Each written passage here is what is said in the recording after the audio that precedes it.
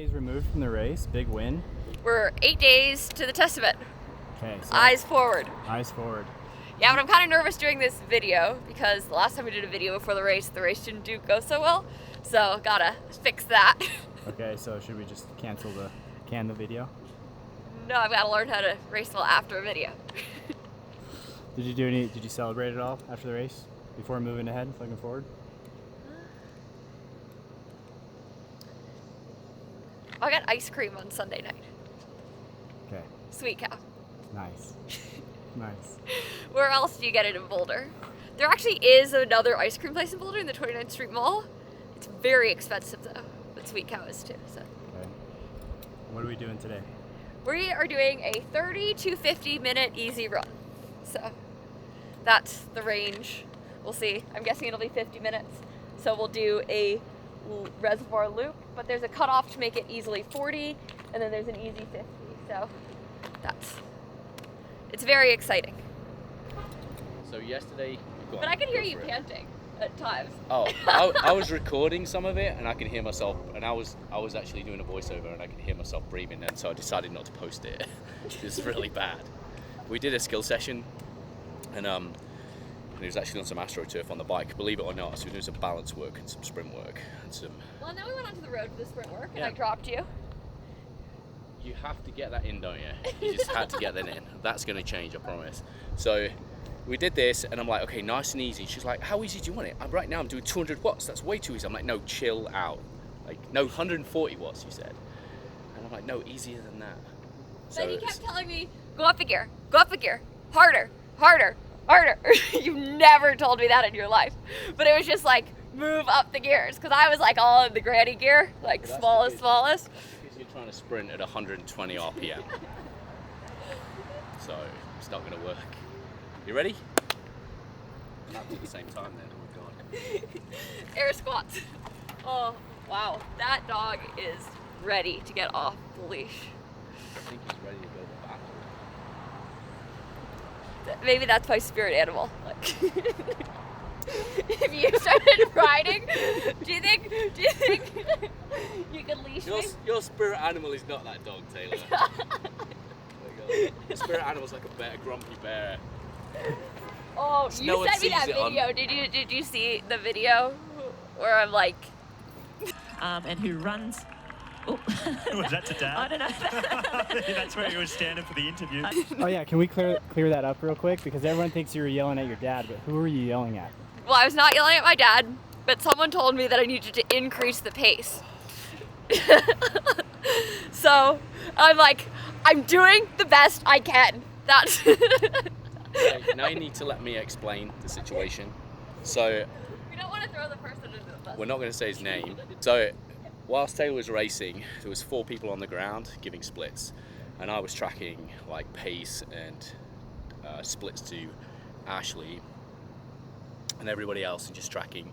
And the idea is just to give Taylor information so she can make the decision that she needs to make in the race. So I ring this. I'm talking to this guy, and I'm like, okay, this is where we're at.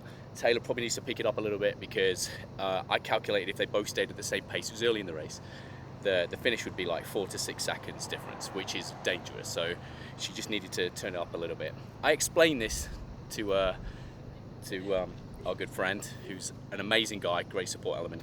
And what I didn't say is don't tell Taylor to pick it up. Don't ever do that. Like, you've just got to give situational awareness. Like, I don't do that normally as a coach anyway, unless I have to. Well, because if you tell me, can I interject? Absolutely. If you tell me to pick it up, I'll say like, I'll think to myself like, no. But if you like give me the information, I'll be like, oof, then I need to do this. It's just how, like, I don't know why it doesn't make sense always, but Taylor likes to solve problems. So if you give her a problem, she'll solve it, and it gives her something to think about in the race. So that's what we did.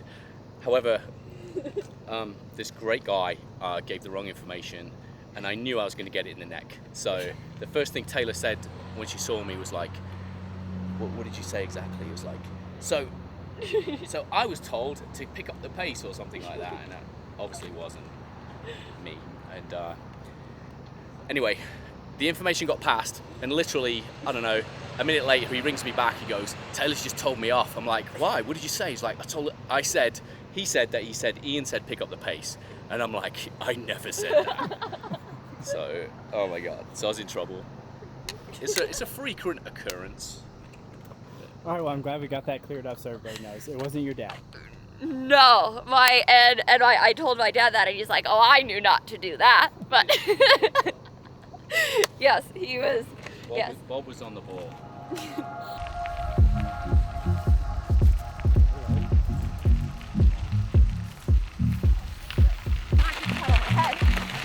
I did 100 paddle head, 50 swim, then 50 swim, 100 paddle head.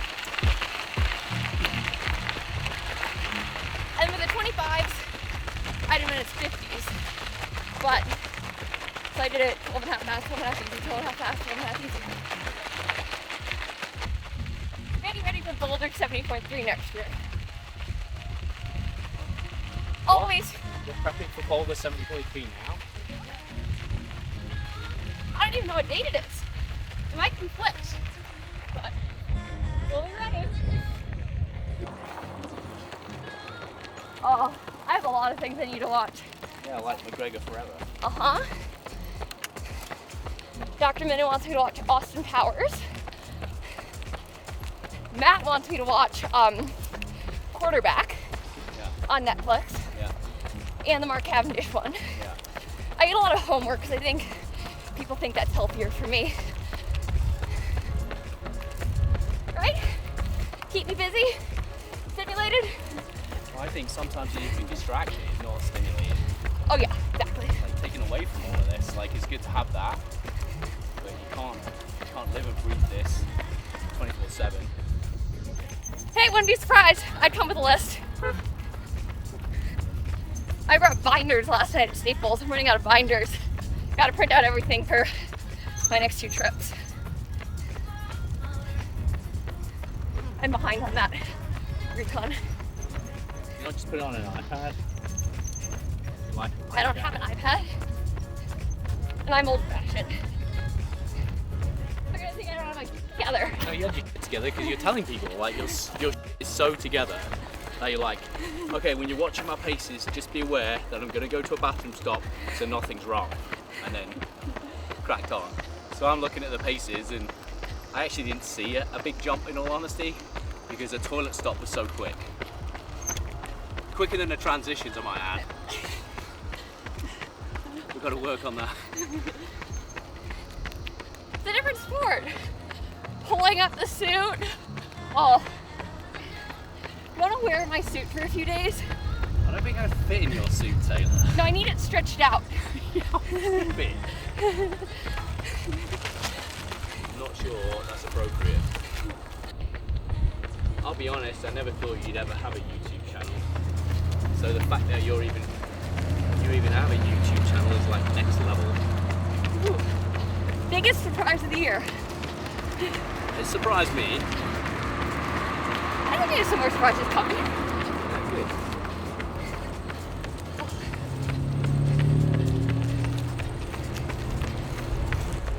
The fans want more YouTube videos, that's for sure. Well, except for the fact that some fans, they're like, oh, we're huge fans of you. Like, okay, be honest, what do you think of my YouTube channel? They're like, oh, we haven't watched it.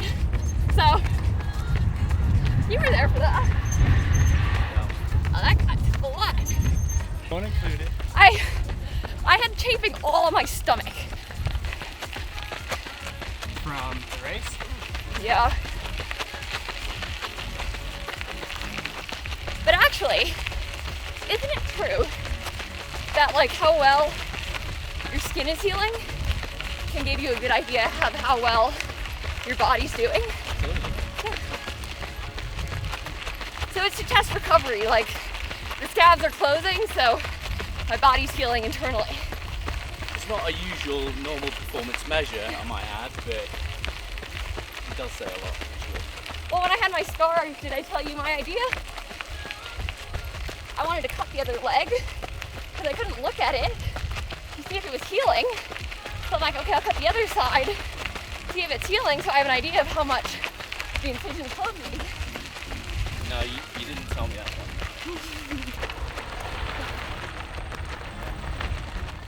How the legs feel in 4 days after the race? We're keeping things steady. We haven't really tested them. What do you think?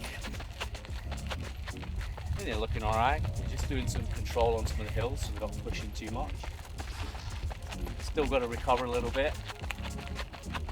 We're going to build a little bit over the next few days and then back down again. So basically just about keeping the dream alive.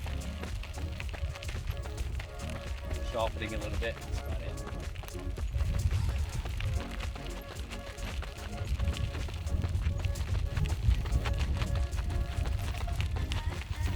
Ian, are you going to be in Paris? Yes. Excited.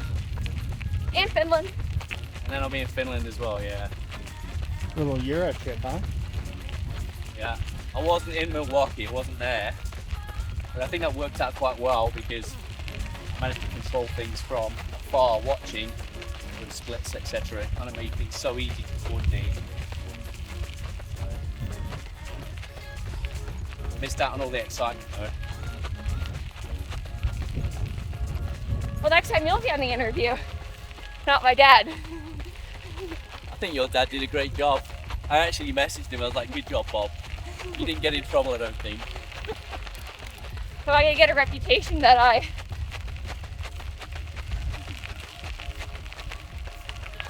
have high standards sometimes.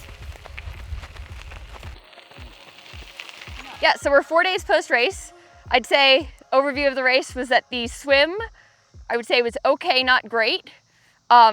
Still some work to do. And then, looking at Ian, and then the bike I was not too happy with. Got to get some power back. I think I have it in me, but I just need to access it on the day. Would you agree? I think your power is actually pretty good. Oh, I wasn't really happy. I think there was other things, position, moving, head position and stuff. Yeah. Pressing the lap button every time you went around. Those kind of things you can sweep up a little bit. Otherwise, the power wasn't bad at all. Okay, well, I didn't like it. But anyway, and then the run I was pleasantly surprised with.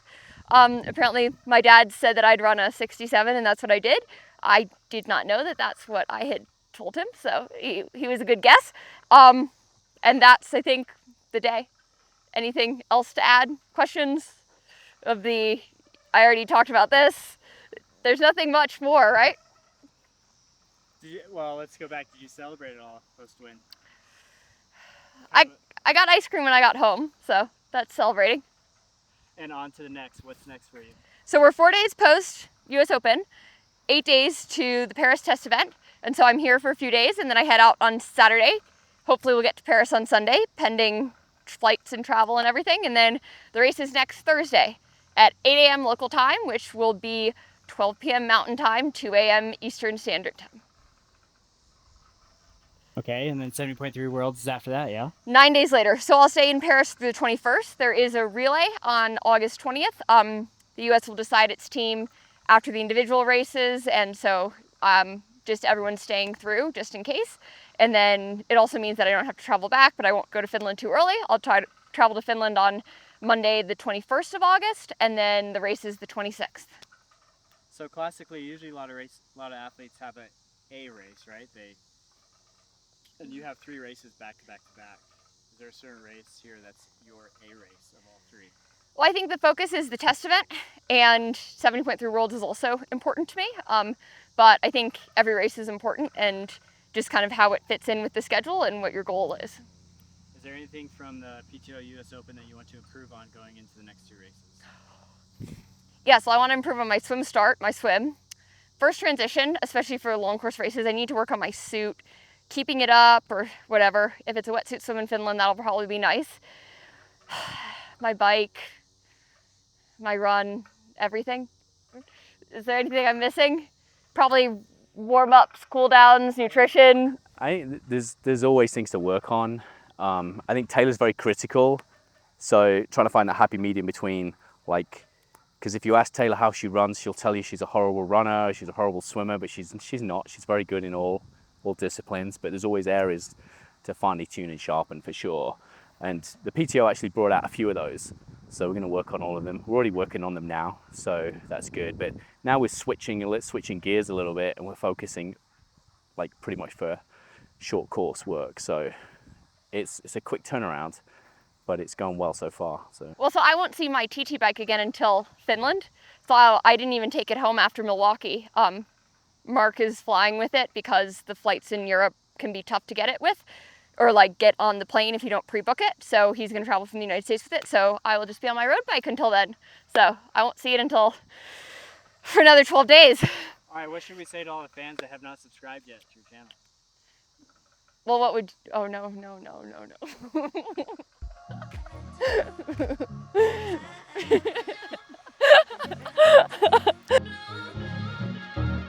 that's all I care about right now. I think I'm getting higher than you. It's the most important competition of the year. This is the only time I'm going to beat you, so I think I might break it.